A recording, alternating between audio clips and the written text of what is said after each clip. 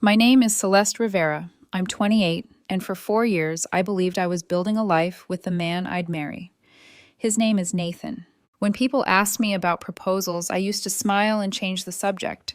Secretly, I already had little daydreams of what the moment would look like. Nathan dropping to one knee somewhere unexpected, my hands shaking with surprise, both of us laughing because it was always a little messy with him. Nathan had this energy about him, impulsive, dramatic, ambitious to the point of exhaustion. He was chaos in motion, and I was the anchor. At least that's how he described me, his stability. At first, I thought it was a compliment. Later, I realized it was more like a cage. He was broke most of the time, juggling freelance gigs, trying to figure out if he wanted to be a designer, a photographer, or a musician. He was also still helping his mother with hospital bills. And because I loved him, I stepped in wherever I could. Rent? I usually covered it. His car? When it broke down, I paid the mechanic. When he announced he wanted to go back to school for graphic design, I told him to go for it, and I picked up extra shifts to make sure we wouldn't sink. I told myself this was partnership. Love means sacrifice, right? Still, small cracks began to show. The first was Riley, his ex. Her comments kept popping up on his posts. Playful, flirty, never quite crossing the line into outright disrespect, but hovering close enough to sting. I'd ask about it, and Nathan would roll his eyes.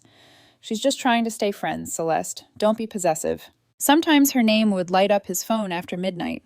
He always claimed he didn't reply. I wanted to believe him. I was raised to give trust until someone proves unworthy of it, and Nathan was quick to lecture me about emotional maturity. According to him, boundaries were just fear in disguise. So I swallowed the unease and told myself, this is what it means to love without insecurity. But the truth? It wasn't insecurity, it was intuition. Another red flag. He never posted me. His Instagram was full of design tips, travel shots, artistic edits, but never me. When I asked, he said tagging me would limit his personal brand. It sounded ridiculous, but I let it go. The real fracture came months later. One evening, I noticed something strange. Nathan's location was off, and his notifications were suddenly muted. His phone never used to be quiet. My chest tightened as suspicion slithered in. I confronted him gently, asking if something was wrong. He sighed, annoyed, and said, I didn't tell you because you always get weird when I bring up Riley. She flew in. We just grabbed coffee. I needed closure. Closure. That word lodged in me like a shard of glass. I tried to argue with myself, tell myself it wasn't worth a fight, that if I made this about trust, I'd lose him to defensiveness, so I swallowed it down again. For a while, things seemed better. The following month, Nathan was sweeter, more affectionate. He started making me breakfast again. Eggs, toast, humming little tunes while flipping pancakes. He asked about my work, curled against me on the couch, traced his fingers absent-mindedly down my arm, like he used to when everything was still new. It felt like we'd turned a corner. I didn't realize it then, but he was softening me up, preparing me for something I never could have imagined. It was one of those deceptively calm Sundays. Sunlight stretched across the kitchen table, catching the edge of my coffee cup. Nathan was at the stove, humming some TikTok audio, under his breath while sliding scrambled eggs onto our plates. For a moment, it felt like we were back to normal, like the sweetness of the past month was proof we'd survived our rough patch. He set the plate down in front of me, sat across with his own, and dug in like everything was fine. Then, between bites of toast, he said it. So, I've been thinking, if you really loved me, you'd let me have one last weekend with Riley, just for closure. He said it casually, like asking me to pick up milk on the way home. I froze, fork suspended in the air. For a second, I thought he was joking, but he kept chewing, eyes on his plate, oblivious. What? I asked, my voice low. I'm serious, he replied, tone calm, like I was the one being dramatic. You always say you trust me, right? Then trust me to handle this like an adult. It's not emotional. It's just unfinished business. Unfinished business. The words scraped against my ribs. He leaned back, folding his arms like he was giving a presentation. I'd come back more grounded, more healed. This is about us, Celeste. About me letting go of the last bit of attachment so I can be fully present with you. My chest tightened, heat rushing to my face. You're not asking for healing, I whispered.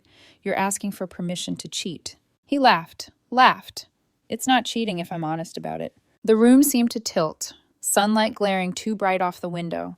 I couldn't hear the hum of the fridge anymore, just the pounding in my ears. I didn't argue further, What was the point?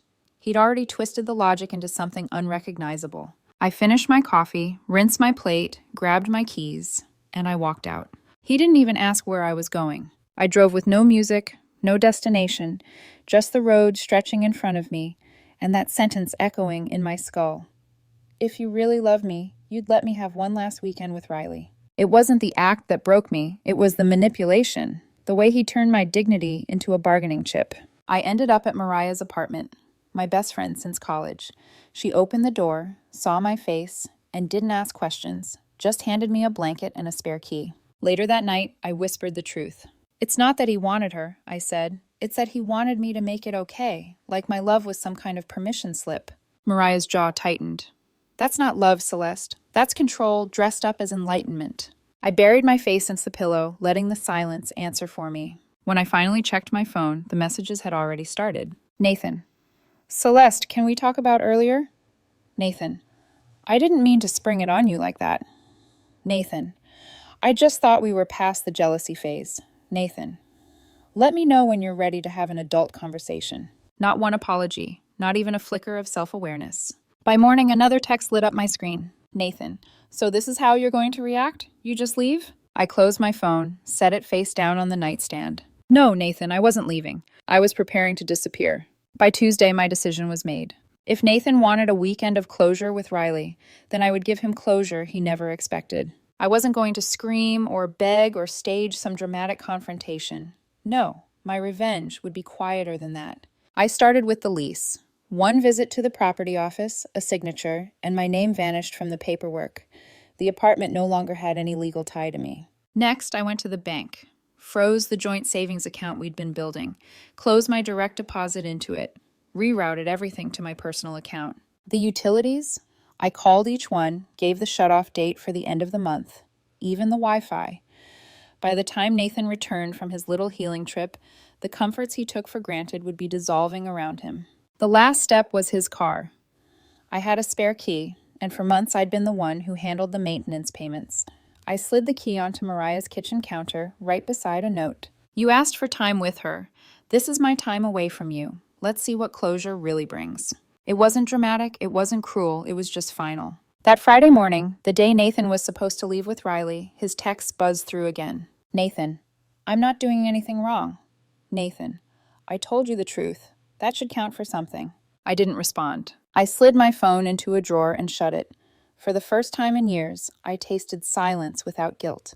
That night, Mariah dragged me out for drinks. She made me laugh, really laugh, the kind of laugh that feels rusty, like your body has to relearn how to do it.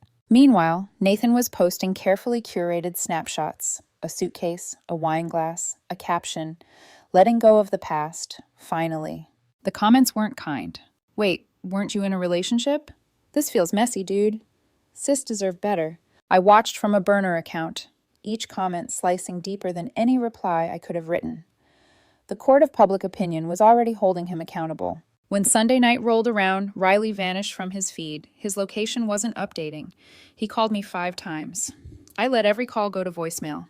The messages piled up. I thought you were mature enough to handle this. I gave you honesty. Most girlfriends don't get that. You've always been so dramatic when you don't get your way. Okay, you've made your point. Can we please just talk now? But there was no apology, no ownership, just the same arrogance, softened by desperation. I didn't answer. Nathan thought I'd be waiting on the other side of his closure. He didn't realize I was his closure. By Monday, Nathan was performing for an invisible audience. He lit candles in our old apartment, poured himself a glass of wine, cued soft music, and posted a story with the caption, "Starting fresh, centered, lighter." He didn't tag me, didn't mention me, but everyone who saw it knew. I had already sent one screenshot to a few close friends, just one. His exact words over breakfast. If you really loved me, you'd let me have one last weekend with Riley. That was enough. Nobody defended him after that. Nobody asked me to reconsider. They just nodded, stunned silent, and slowly pulled away from him. By Thursday, his stories went dark. Then came the texts. Nathan. Okay, I think I need to explain what really happened. Riley reached out first, not me. She said she wanted closure, and I thought seeing her would help me move on. That's all I meant. Nathan. I didn't even stay the full weekend. I left Saturday night. It didn't feel right. Nathan, can we please just talk? Still no apology, still no ownership, just a careful rewrite of the truth. I stared at the screen, detached. Once I would have clung to these words, desperate to believe them. Now, all I saw was a man drowning, grabbing at anything that would keep him afloat. His calls started next. I declined each one.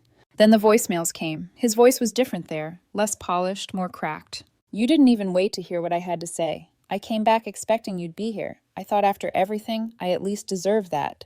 Another. Was it really that easy for you to just forget me? No, I thought. It wasn't easy. But it was necessary. Another. You said you wanted truth, and I gave it to you. And now you're punishing me for it.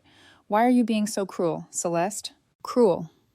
That word stung for half a second, until I remembered the look on his face at breakfast, how he'd laughed when I accused him of asking permission to cheat. No, Nathan, this isn't cruelty, this is consequence. And then, poetic justice. I heard through Mariah, because word always travels, that Riley had ghosted him, completely.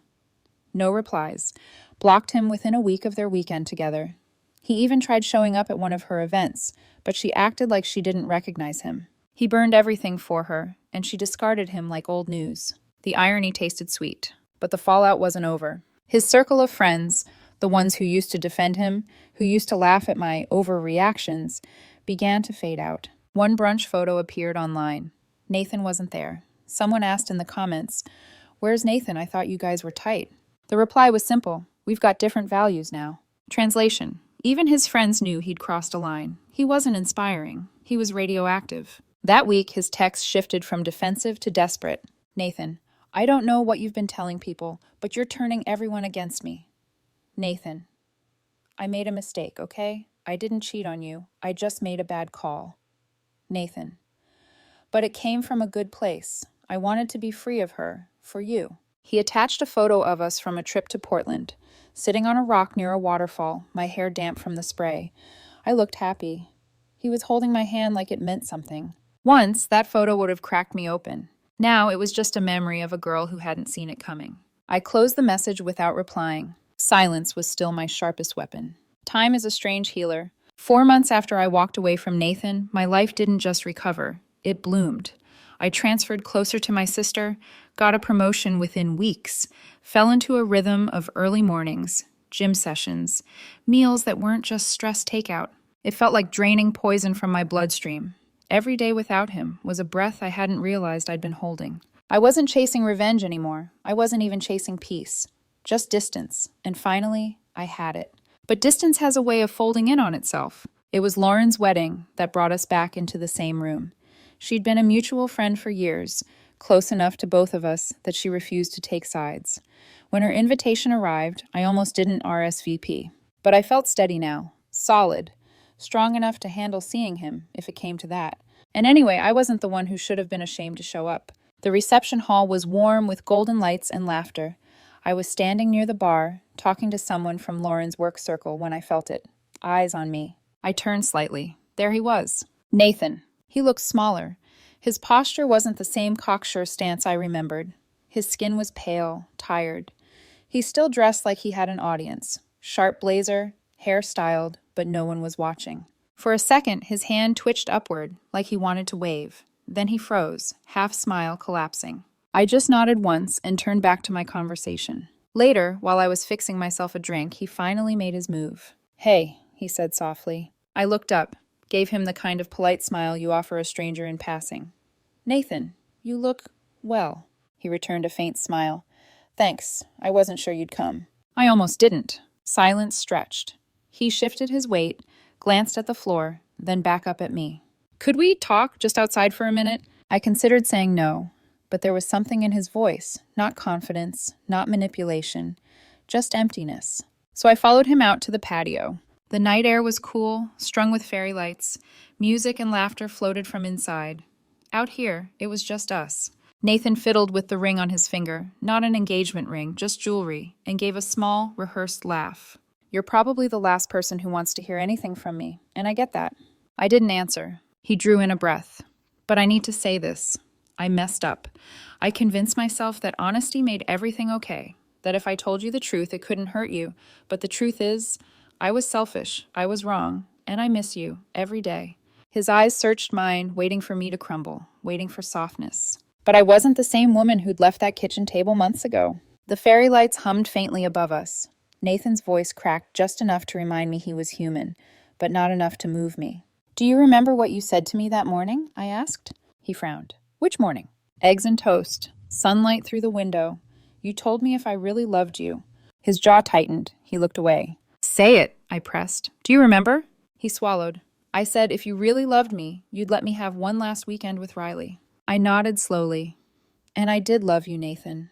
I loved you enough to work extra shifts, to cover rent, to carry your dreams when you couldn't. But I didn't love you enough to let you walk over me." He flinched, eyes darting back to mine. "I didn't sleep with her, if that matters." "It doesn't." My voice was calm, even, "because you thought the test of my love was giving you permission to betray it." He shook his head, desperation leaking into his tone. "I was confused. I didn't know what I needed." "You needed her," I said quietly. "And now you need me. But the difference is, I don't need you." The words landed heavier than any scream could have. He blinked fast, like he was trying to stop tears. "Do you hate me?" "No." I gave a faint smile. "I just don't think about you much." He opened his mouth, maybe to plead, maybe to bargain, but I didn't give him the chance. "I'm happy now. Not because someone fixed me, but because you broke something in me that needed breaking. For that, I'm grateful. You showed me exactly what I'll never tolerate again." Nathan froze, chest rising and falling too fast, as if my words had punched the air out of him. "I'm not mad, Nathan. I'm not bitter. I'm just done." I turned, walked back inside, and never looked over my shoulder. He didn't follow. Inside, laughter swelled, music spun, and I felt something I hadn't in years. Light, unburdened, whole. Nathan thought I'd be his closure. He didn't realize he was mine.